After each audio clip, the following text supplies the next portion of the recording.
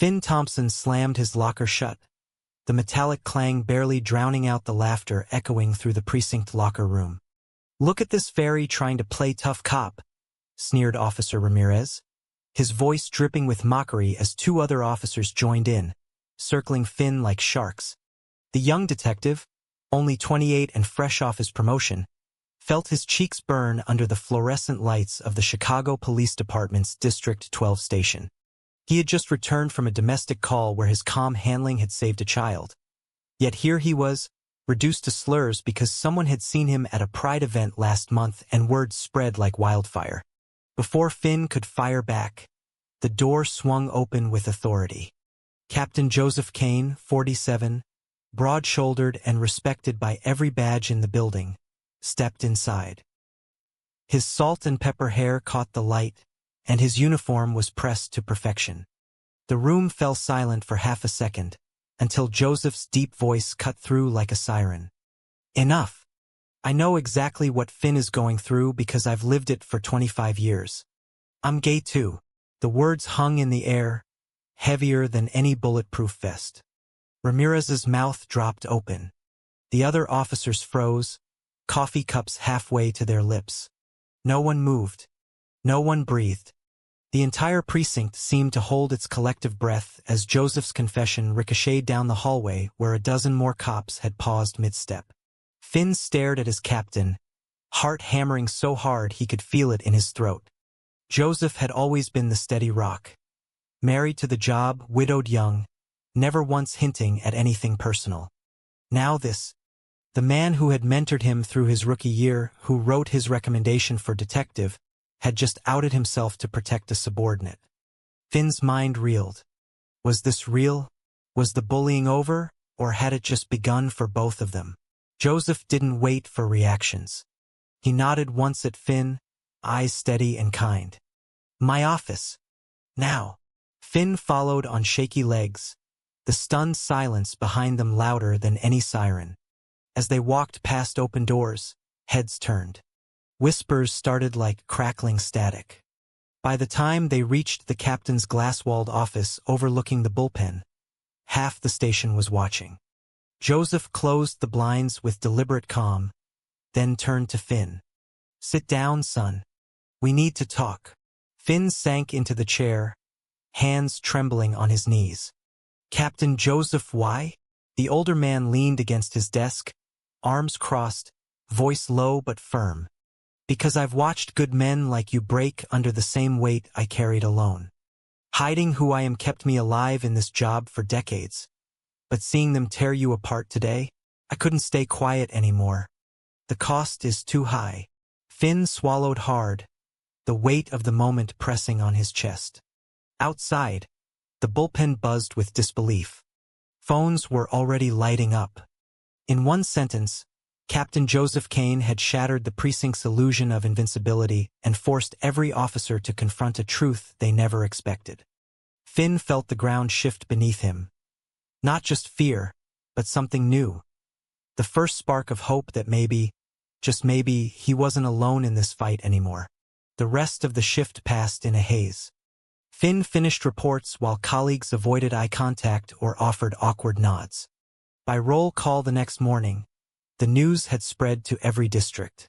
Joseph stood at the front as always, voice steady during briefings, but Finn caught the subtle tension in his jaw. After the meeting, Joseph pulled him aside again. "Dinner tonight. My place.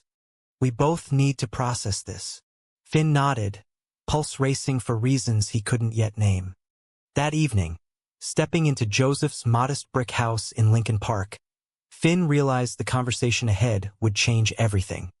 The captain poured 2 glasses of iced tea, sat across from him at the kitchen table, and began sharing pieces of a life hidden for decades. First love in the academy, fear of losing his badge, nights spent alone questioning if the uniform was worth the silence. Finn listened, sharing his own story. Conservative parents in suburban Illinois who still didn't know, college boyfriends who left when the closet grew too small, the constant tightrope of being one of the guys at work. By midnight, the air between them felt lighter, charged with understanding neither had expected to find. Joseph walked Finn to the door, pausing under the porch light. "You're not alone anymore, Finn. Not in this precinct. Not with me." Finn drove home under Chicago's glowing skyline, mind spinning with the day's events. The bullying had cracked open something profound, and Captain Joseph Kane's confession wasn't just a shield. It was the beginning of a bond that would test them both in ways they could never have imagined. The following weeks at District 12 felt like walking through a minefield of stares and half-whispers. Some officers clapped Finn on the back with genuine respect. Others kept their distance, eyes narrowed as if waiting for the other shoe to drop. Ramirez, the loudest bully from the locker room, now avoided eye contact entirely, but Finn caught him muttering to a partner in the break room. Joseph remained the same calm leader in public, running briefings with iron focus, yet in private moments, late-night case reviews or quick coffees, he opened up more. Finn found himself looking forward to those moments more than he should. One rainy Tuesday, they caught a tough domestic case together. The victim, a young gay man beaten by his own brother for coming out, lay in the hospital with a broken jaw. Finn interviewed him first, voice gentle, recognizing the fear in the man's eyes because it mirrored his own past. Joseph stood beside him, silent support radiating like a shield. Back at the station, filing the report, Joseph said quietly, "That could have been either of us 20 years ago." Finn nodded, throat tight. That night, over takeout at Joseph's house again, the conversation turned deeper. Joseph spoke of his late wife. Yes, he had been married once, trying desperately to fit the mold expected of a rising star in the department. The marriage ended amicably when he finally admitted the truth to himself after she caught him crying over an old photo of his academy boyfriend. Finn shared his own scars. The Thanksgiving where his father had joked about real men, and Finn had left the table in tears, never speaking of it again. Their friendship solidified into something warmer, unspoken but undeniable. Finn caught himself noticing the way Joseph's laugh crinkled the corners of his eyes, how his hand lingered a second longer when passing files. Joseph seemed to feel it too. Their eyes met across the bullpen more often, carrying conversations no one else could hear. But tension brewed outside their bubble. Finn's parents called unexpectedly, demanding he come home for his mother's birthday. "We hear things, Finn," his father said, voice edged with suspicion. "People at church are talking." Finn lied, saying work was crazy, but the guilt gnawed at him.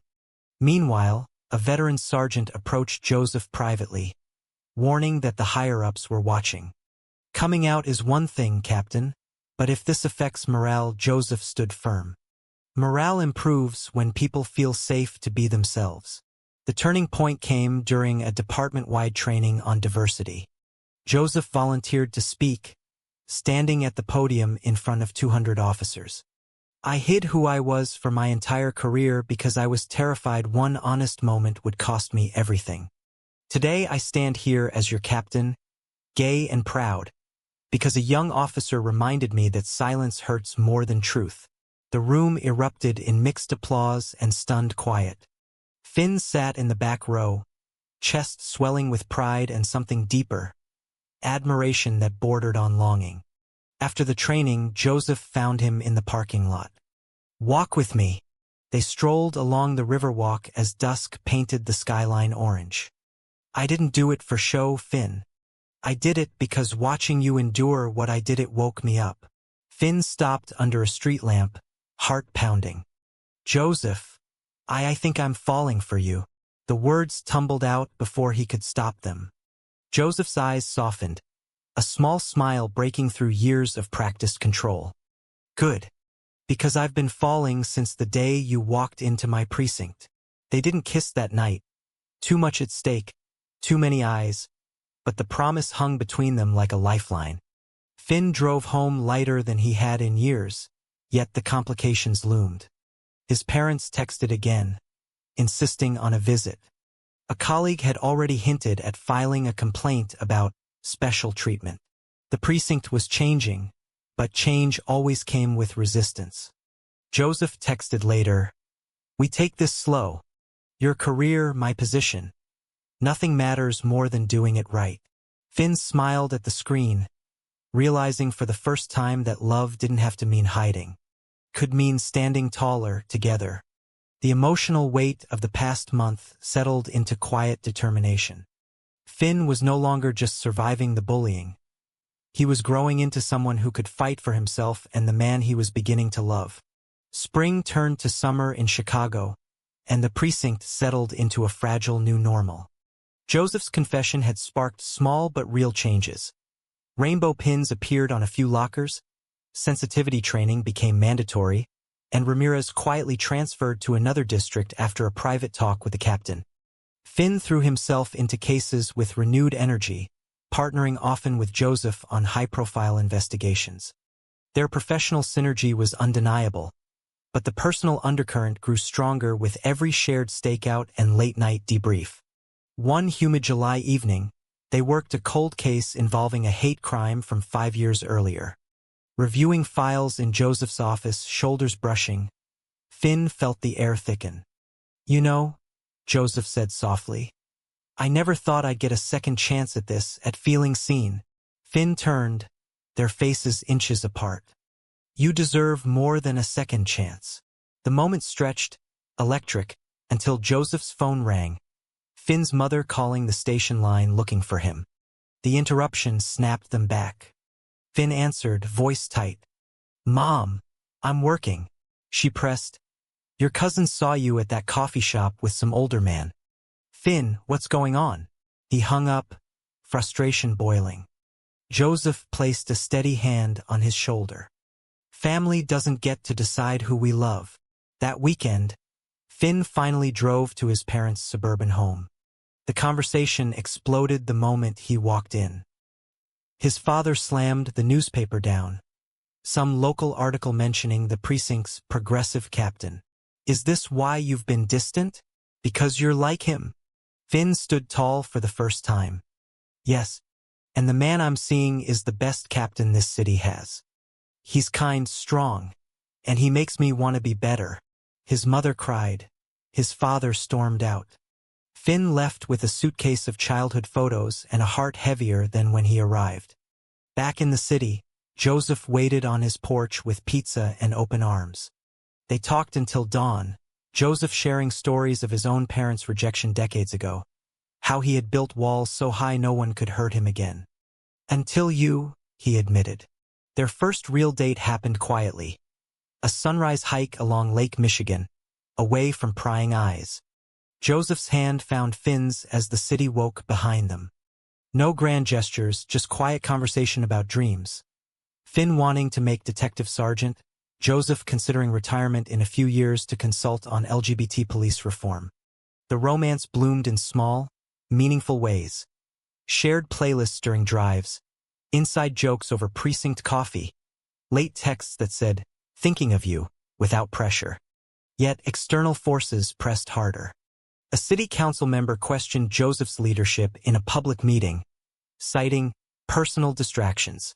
Finn overheard 2 new recruits gossiping about the captain and his favorite rookie.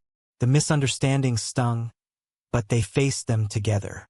One night after a particularly brutal shift involving another hate crime victim, Finn broke down in Joseph's living room.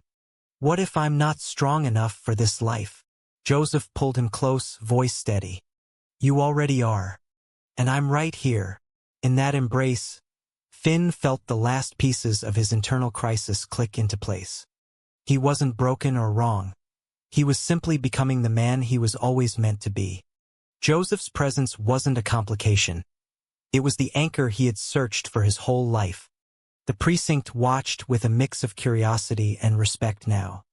Change was slow, but it was happening because 2 men had chosen honesty over fear. Finn's growth was visible to everyone. His confidence in briefings, his compassion on calls, his quiet pride when introducing Joseph as more than just his captain at a small department barbecue. The emotional journey had only just begun, but for the first time, Finn believed the destination was worth every painful step. Fall brought crisp air and fresh challenges.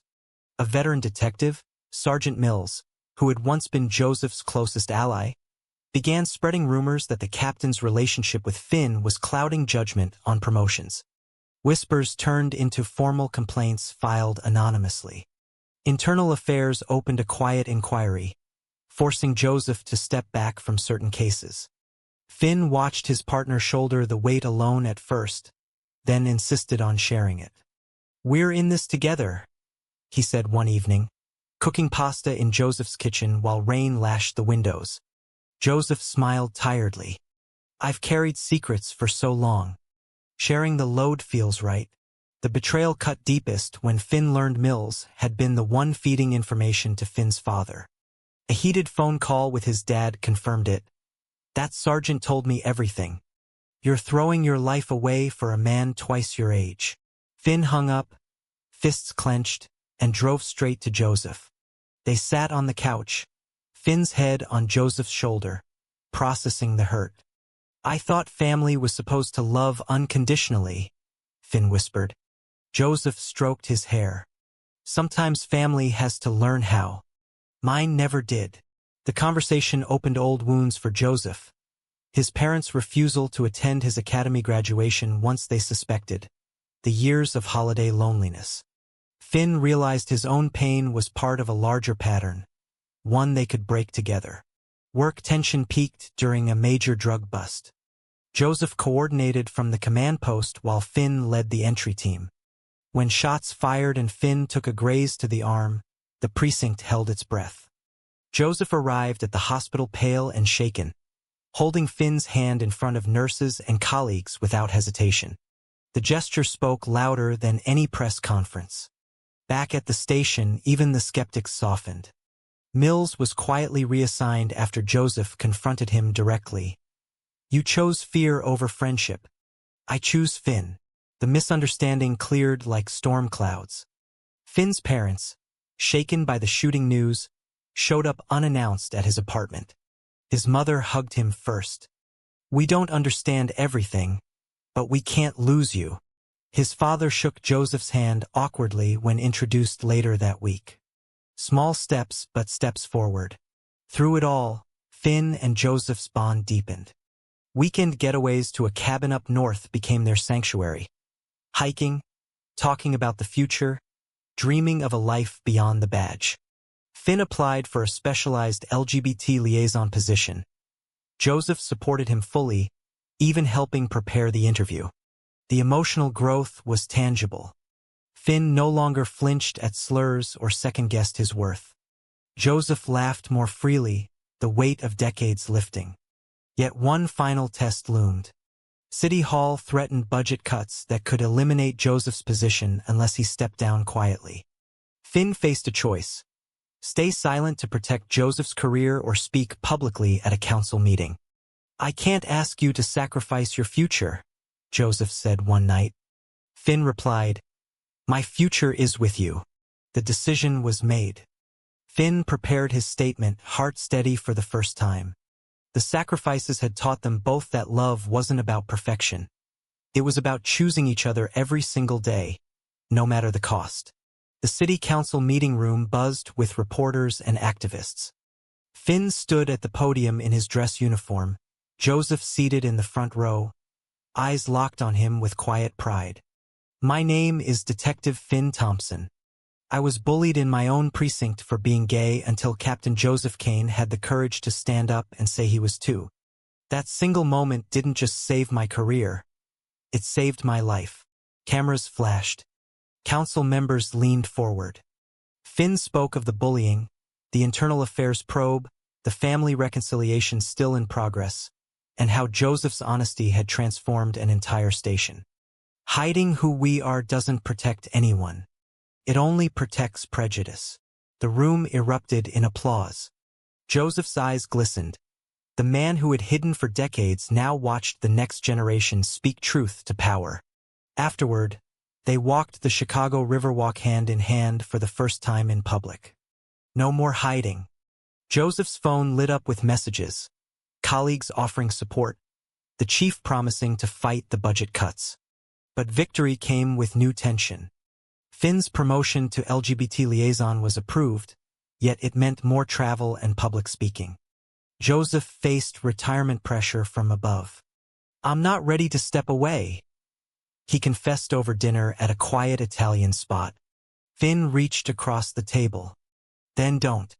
We'll fight it together." Their conversation stretched late into the night, exploring fears of growing older, of losing the job that defined them, of what life after the badge might look like. Joseph admitted he had once planned to retire alone. Now he pictured mornings with Finn, maybe fostering at-risk youth or starting a nonprofit. Finn shared his dream of writing a book about their journey, not for fame, but to help other young officers feel less alone. A misunderstanding threatened to unravel everything when an old photo surfaced online. Joseph and Finn laughing at a precinct picnic, captioned speculatively by a local blogger. Social media exploded. Hate comments poured in, supportive ones too. Finn's parents called in panic. Joseph's sister, estranged for years, suddenly reached out wanting to meet the man who changed my brother. The pressure tested their communication. Finn snapped one evening after a long day of interviews. "Maybe I should have stayed quiet." Joseph pulled him close. "No. Your voice is the bravest thing I've ever witnessed." They talked through the night, reaffirming boundaries and love languages. Finn needed reassurance. Joseph needed patience. The crisis passed, strengthening their foundation. By winter, the precinct had transformed. Rainbow flags flew at roll call, and new recruits sought Finn's advice openly. Joseph's position was secured through community pressure. Finn stood taller, no longer the rookie hiding in shadows but a leader shaping policy. Joseph watched with awe as the man he loved grew into his full potential. Their evenings together became sacred.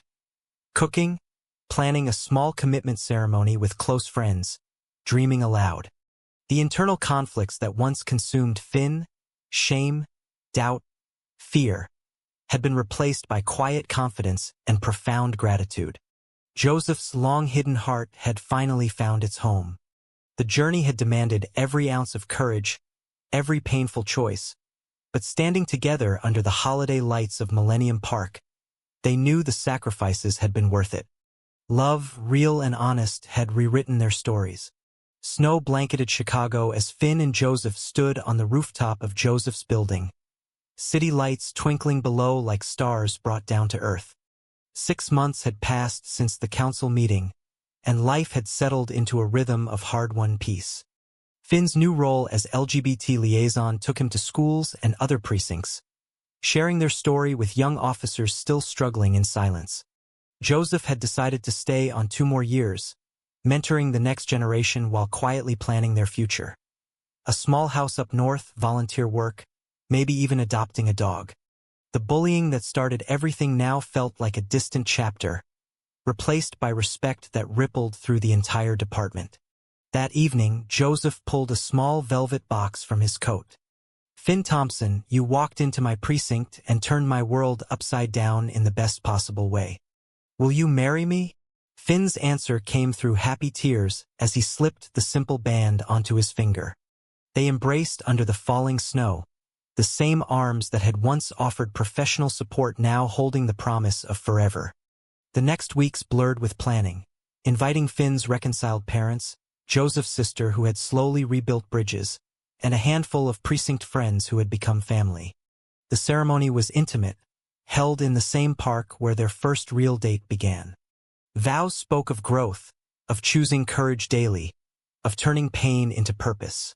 Finn looked at Joseph and saw not just his partner but the man who had taught him that authenticity was the ultimate strength. Life after the wedding flowed with quiet joy. Finn continued his advocacy work, publishing that book he had dreamed of, dedicated simply to the captain who gave me a voice. Joseph retired on his own terms the following spring, opening a community center for LGBTQ youth in law enforcement. Their home filled with laughter, Sunday brunches with chosen family, and evenings on the porch watching the lake.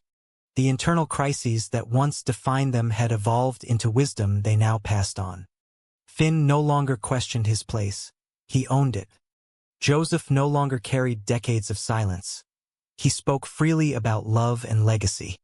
The relationships they nurtured, with each other, with family, with the community, proved that understanding could heal even the deepest wounds. Standing on their cabin deck one crisp autumn morning, Finn turned to Joseph. "Remember the day everything changed?" Joseph smiled, pulling him close. "Best decision I ever made." Their story wasn't perfect. No relationship ever was. But it was real, resilient, and radiant with the kind of love that grows stronger through every storm.